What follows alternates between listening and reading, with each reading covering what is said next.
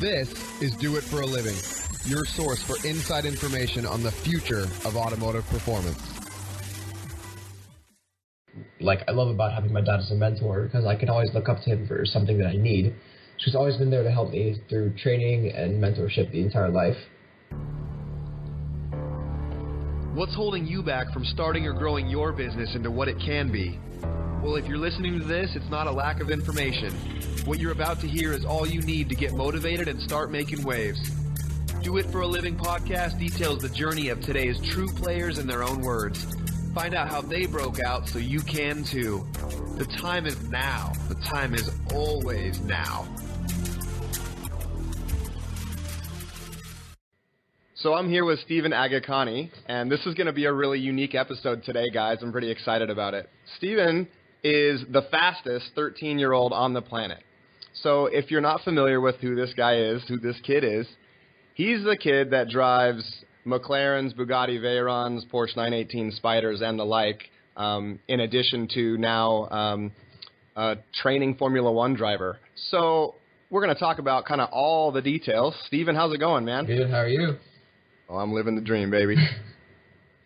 So I like to dive right in, and let's just get right to the nitty-gritty. Tell us about yourself. Like, who are you? Who and what is Stephen Racing, and how did you get started? I mean, I'm Stephen Aghakhani. I'm 13 years old, and I race exotic cars, like you said, down the half mile.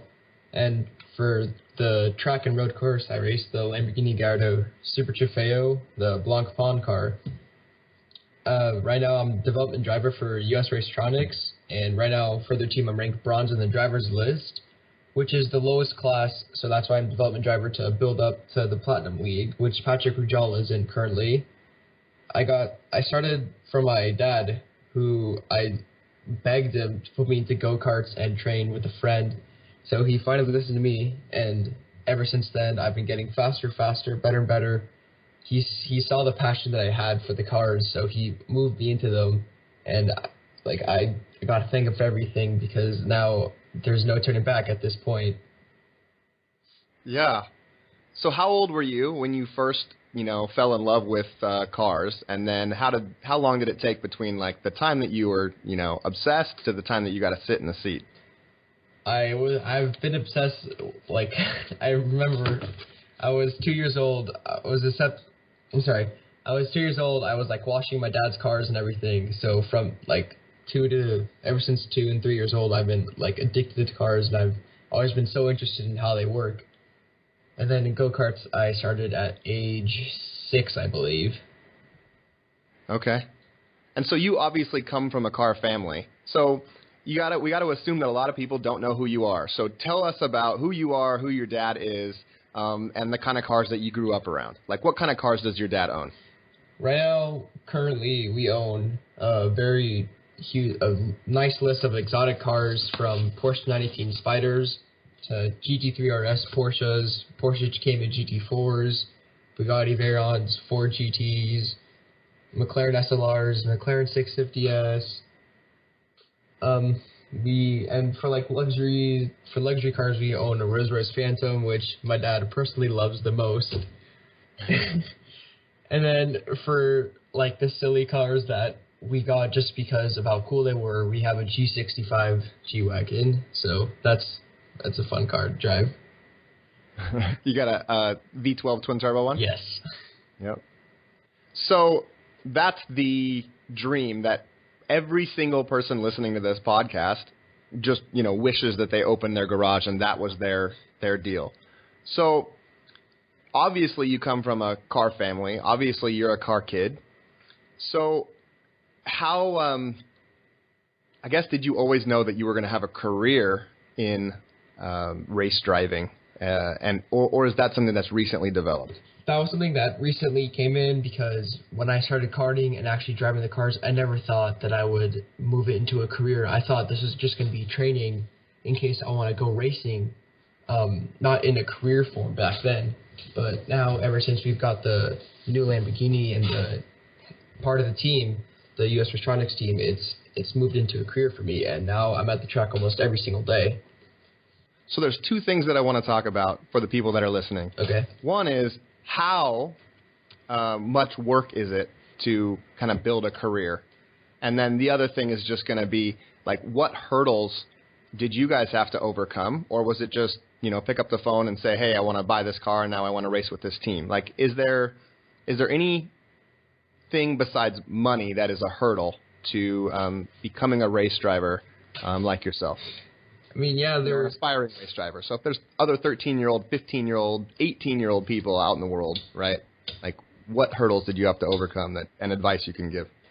I mean, hurdles that you gotta go out for are finding sponsors help you pay for everything in case money gets into an issue, which we are finding sponsors right now.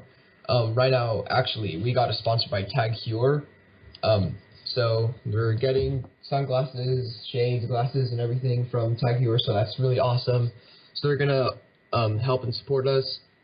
But I mean, hurdles, you gotta get with body training, specifically heat-wise, because if you're sitting in a car for 45 minutes straight, racing as hard as you can, moving your body as fast as you can for reaction time, you have to go to the gym every single day, and then you gotta train your body mentally and physically.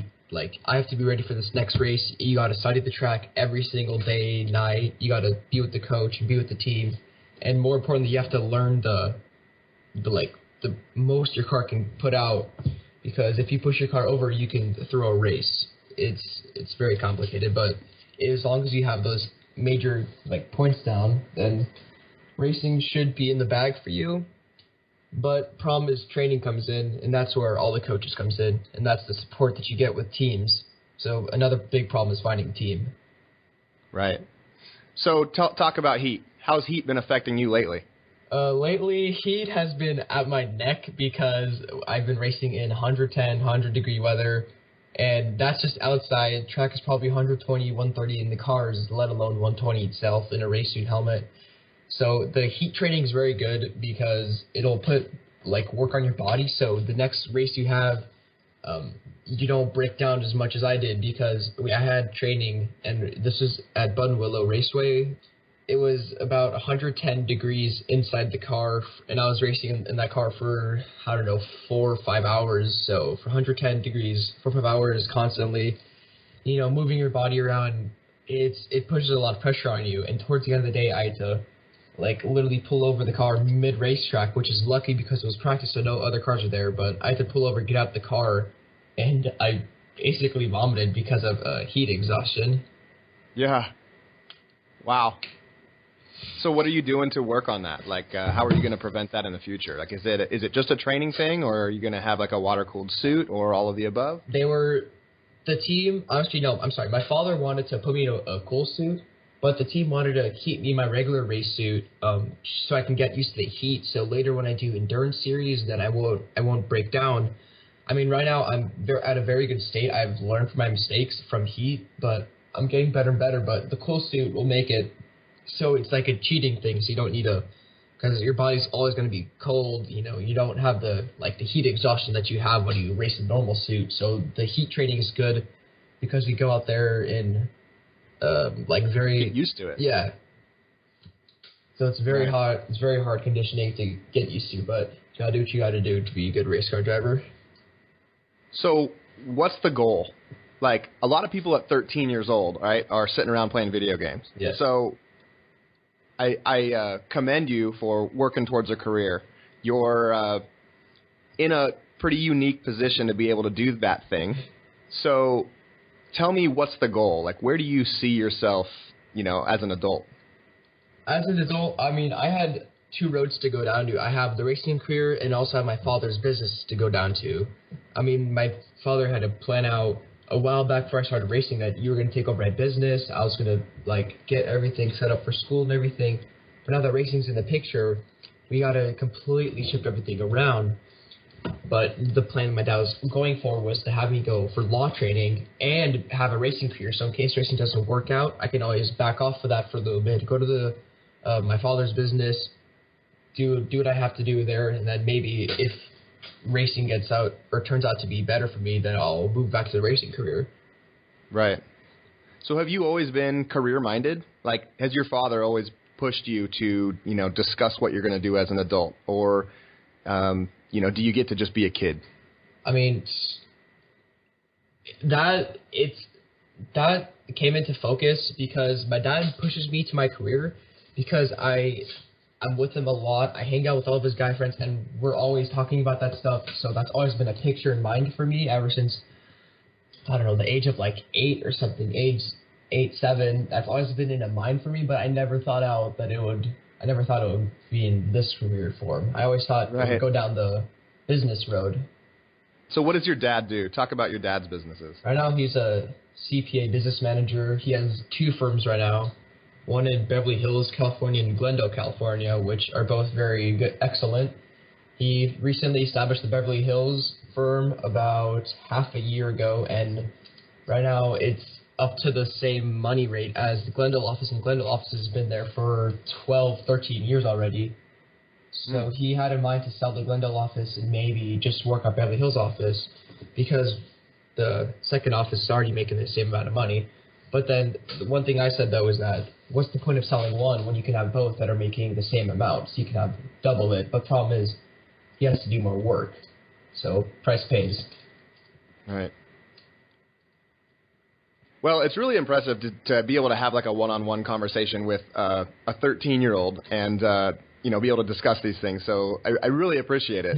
But what would you say to the people that wish they were in your shoes? The whiners, the people that would call you spoiled.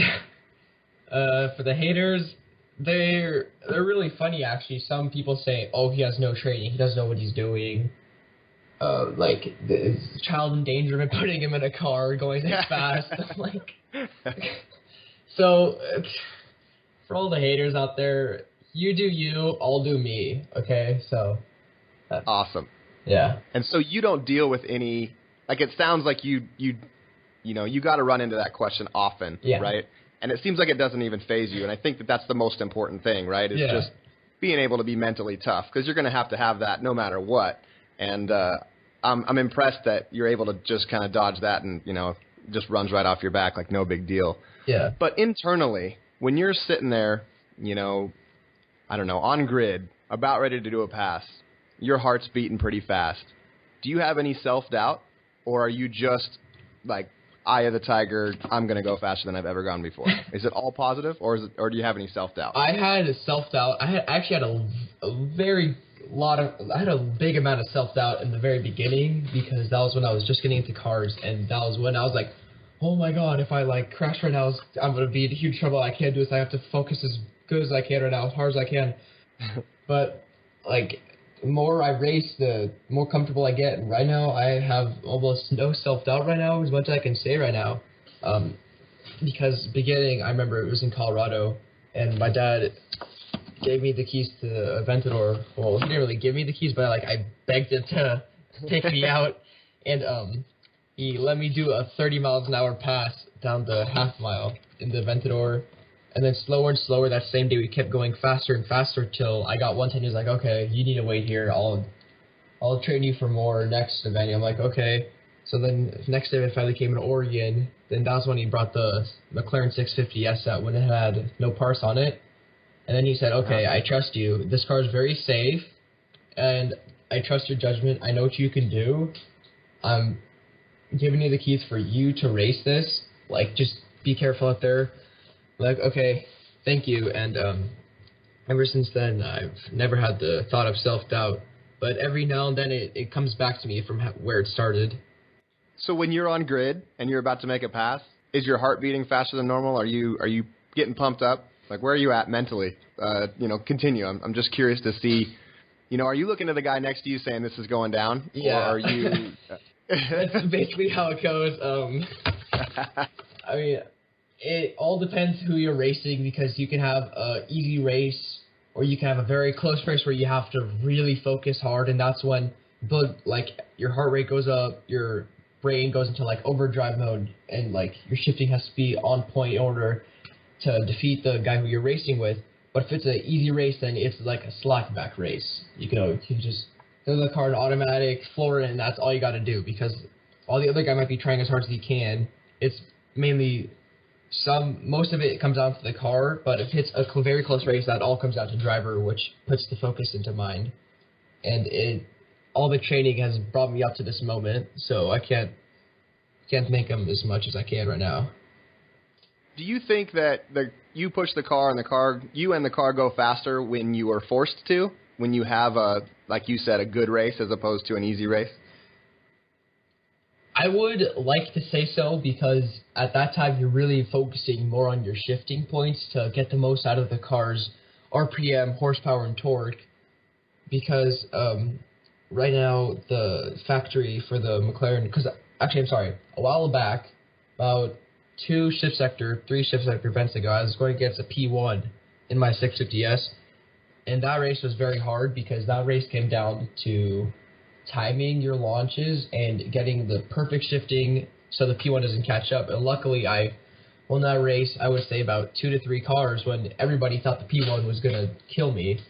But it all came down to timing and driver, which plays a huge bonus in focus.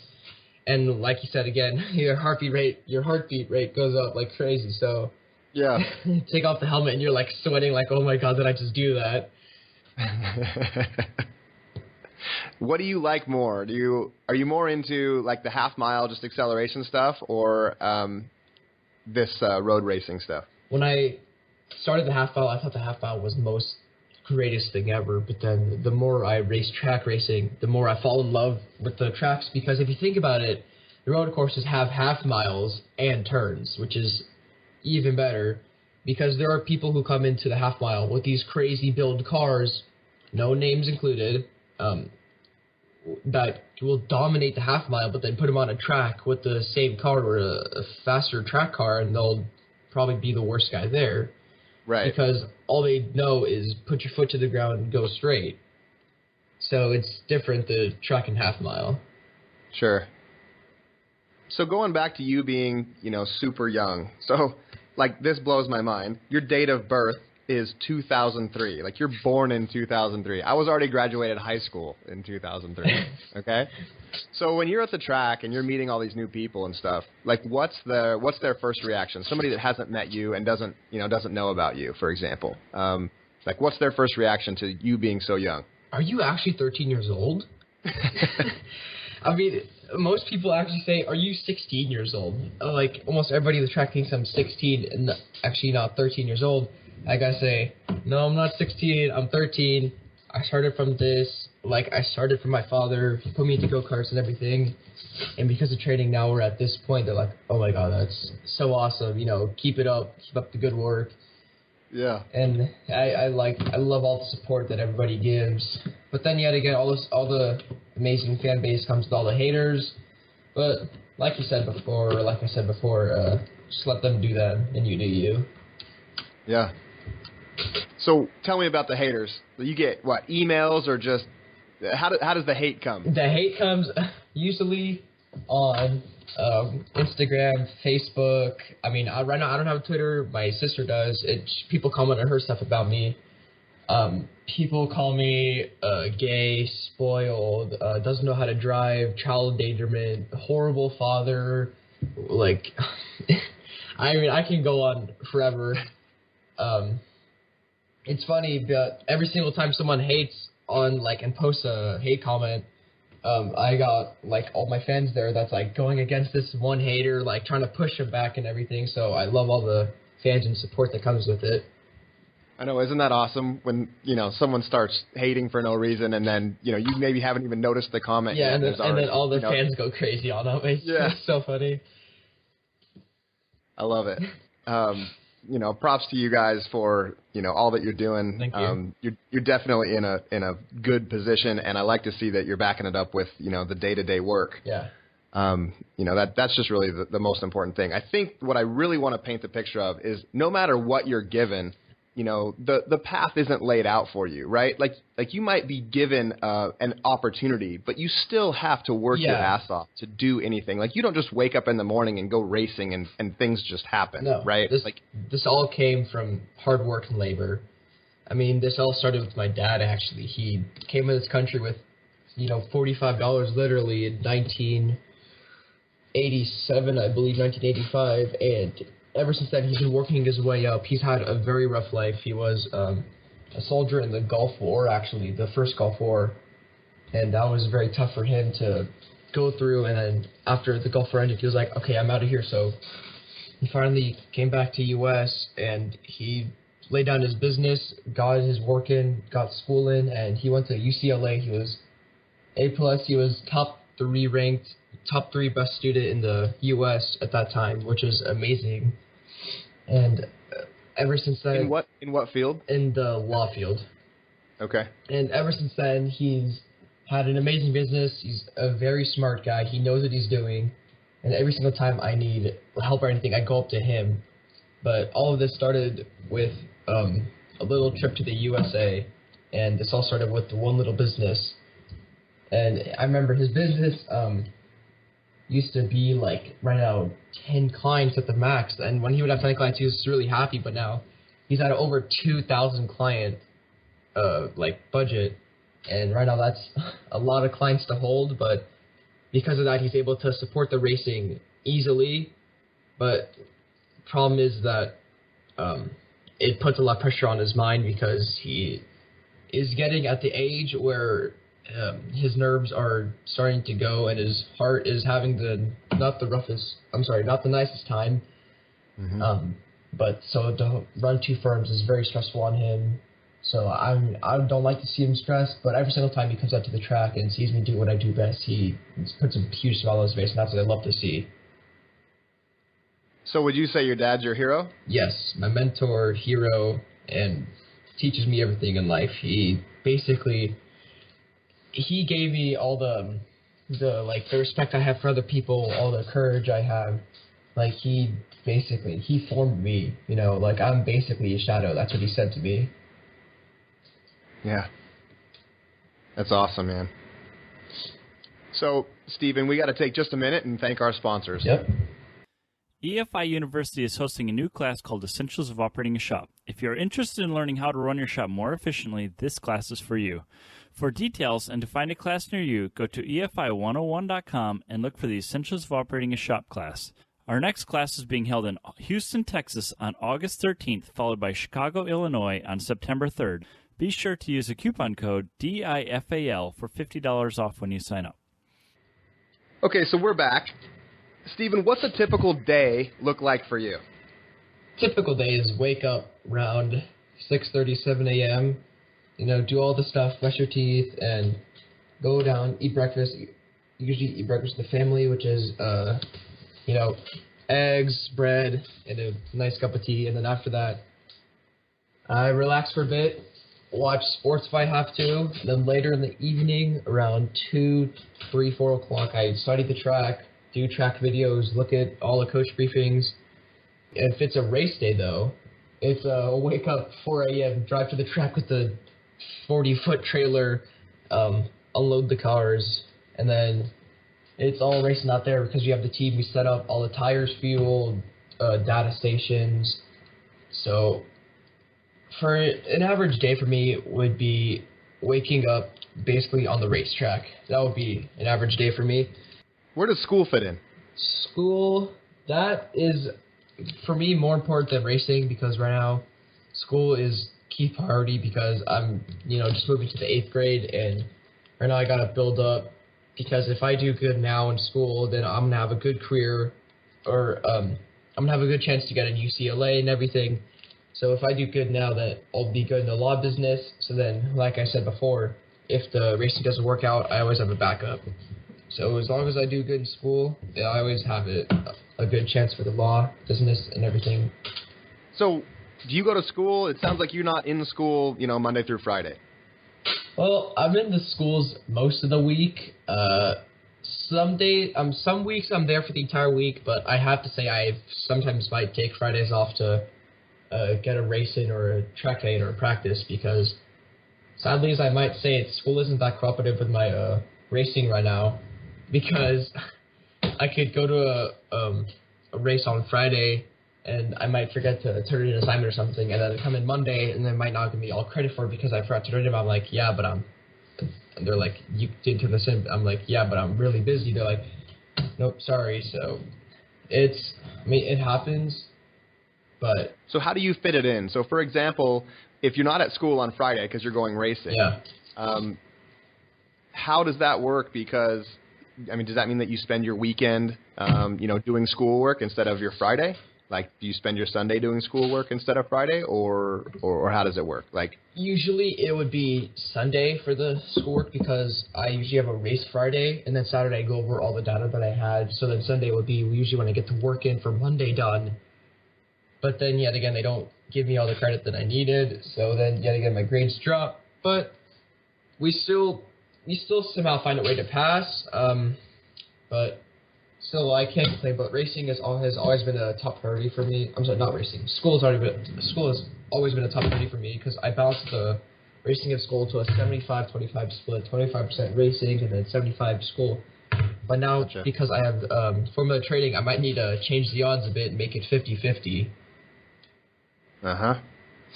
So then the farther I get the racing career, the more problems I have with school. So, And how are you in school? I mean, right now, Right. I mean, I work like A+ students, but sadly I get grades like C students because all the assignments I don't turn in because of racing.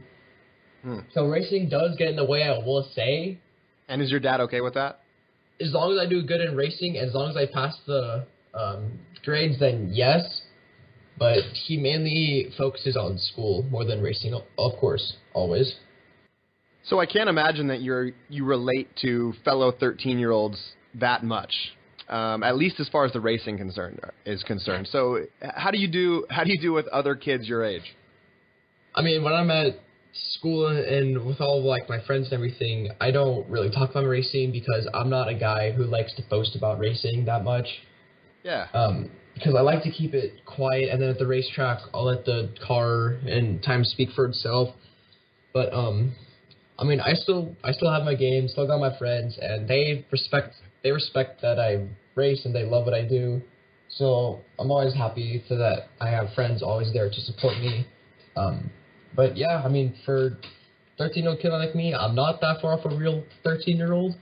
But I will say I am very different in some ways. Name one, besides the obvious. I would say the amount of, like, how do I put this in a sentence? Like, because of how old I act, because I'm always at the racetrack, so I'm always hanging out with old guys and, like, adults, so I always have, like, the adult in me to act right. While most, I mean, I don't want to call people kids or, like little, how they act like kids, but I mean, people at this age, they're just getting into, like, the respect and honor matter. So I would say that that's another thing that I have is that I have already started on the, like, the respect matter. And Yeah. You're very mature, I'll say that, absolutely. yeah. You know? I mean, I give I credit to these 13-year-olds out there who already act mature. I mean, but then yet again, that's probably how they act to me because from how I act to them. Uh-huh. Yeah, I mean, at the end of the day, I think that it is largely with, who you spend time with. And so because you're spending a lot of time with, adults, you act very respectful, very mature, and it's impressive. Yeah. I'm not going to lie. Thank you. So, Stephen, why do you think that you've been successful when other people haven't? Can you pinpoint one thing? One thing that comes to mind for me is mentorship from your father, right? And that close relationship. Like, that's hugely valuable.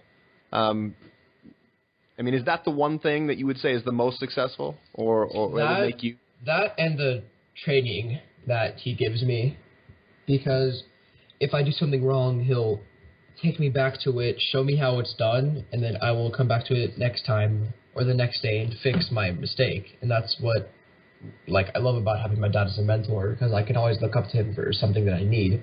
He's always been there to help me through training and mentorship the entire life. It's so rad.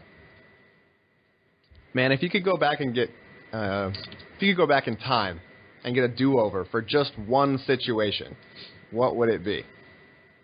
Funny story about that. Actually, I wouldn't go back in time because all my mistakes and errors and all the amazing things that I did shaped me to my life now. So I wouldn't actually go back in time to change anything, surprisingly, while most people would go back in time to fix an error. Like my dad example, he could have gone back in time and he could have made 4 or 5 times the money that he had right now if he just made one little fix. I mean, and he would go back in time, but right now to be honest, for me, I wouldn't, because I don't want to change the life that I have, because I love the life that I have, love the people around me, love all the guys that comes with it. So I wouldn't go back in time, because without all the errors, then I wouldn't have learned until now. Right. Is there a situation that you could bring us to that where you at least regret just a bad time, right? Yeah. Like, I want to make sure that people understand that it's not just, sunshine and rainbows, man. No, I mean, I've had lots of errors, because sometimes if I don't get enough training in, I could make a mistake, and I could lose the car and lose the entire race off that, because a couple events ago for Speed District, who hosts the road courses at Bun Willow Raceway and Big Willow, I was coming out of the S's for Bun Willow, and there's a Porsche Cayman GT4 in front of me that was off his normal speed, and for like half a second I brought my eyes on his car instead of racing the track, and I lost my car. My car's spinning sideways, doing circles. I had no control at that time, spinning into the Porsche, and I saw with my eyes that I can see the car spinning into him so quickly. Because of previous training that I had with car control, I tossed the car the other way, sliding, almost hitting the Porsche, pass him into the dirt at 130 or 125 miles an hour. Training is everything, and that's what causes problems for, like you see for Formula One drivers, how sometimes they have a bad lap or they have a bad day, and it's because maybe they didn't get enough training in, because for racing, the track is all about training, and that's all you can know. So I came in too much speed, loaded the right side of the suspension up, car came around, and I was just spinning into the Porsche, so I had to toss the car the other way and hopefully not lose the car, which is very lucky for me. Who do you study as far as established race drivers, right? Who do you look up to in that world? I would say Daniel Ricciardo, because he always has a smile on his face, and no matter what situation he's in, he always figures out a way to get out of it, and I always look up to him for that, because, I mean, call me wrong, call me crazy, but I'd say he's probably one of the best drivers in the world. Well, we're going to jump into quick answer questions, but we got to take just a second, thank our sponsors, and pay the bills. Before we continue on, I wanted to take a second and tell everyone about My Shop Assist. If you own or work for a performance shop of any type, take some time to think about how organized and efficient your operation is. Our goal at Do It for a Living is to tell success stories in the industry and to educate you, the listener, on how to be successful in your business. My Shop Assist is a cloud-based shop management system developed to address the common shortcomings shops have. It enables you to track hours, pictures, notes, and even parts on every job at your shop. Manage your techs with the built-in calendar and assign tasks to them. The jobs can be exported to QuickBooks for accounting and billing. Customers can log in online and follow your progress on their car and digitally sign your work orders. MSA was designed to be simple to use and will help anyone from a one-man shop to the top-performing shops in our industry. Check out the system for free at myshopassist.com. Okay, so, Stephen, we're back. We're going to do quick answer questions now. All right. So I'm just going to throw these kind of at you, okay, and just kind of jam them right back. Sound good? Yep. So tell us about something game-changing that you've seen in the last year.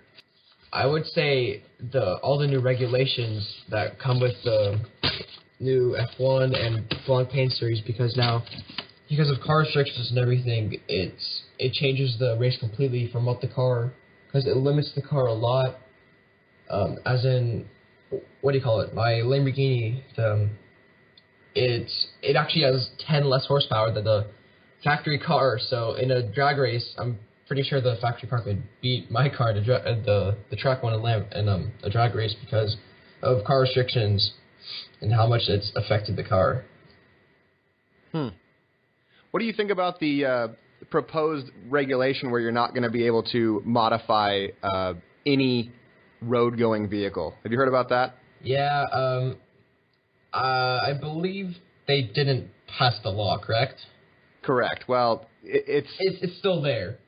Right. It's still there, kind of, flirting to be a problem. Yeah. But, in your circles and the people that you hang around with, do they talk about that? And what's the general consensus? We talk about it a lot. Actually, that's a very big concern for us because sometimes a new car can come out that you want to, customize, and all of a sudden, boom, you can't put any miles on it because of regulations. But it's a big problem in the car community. But I would say if they do pass the law, guys, get your car modifications out the way right now as soon as you can. because that will really be bad. But one thing I will say, though, is that might really, really affect Formula 1 and Blancpain series, because we might all have to transfer to Formula E, which I'm personally not a big fan of. I prefer a 13,000 V8 instead of a batteries.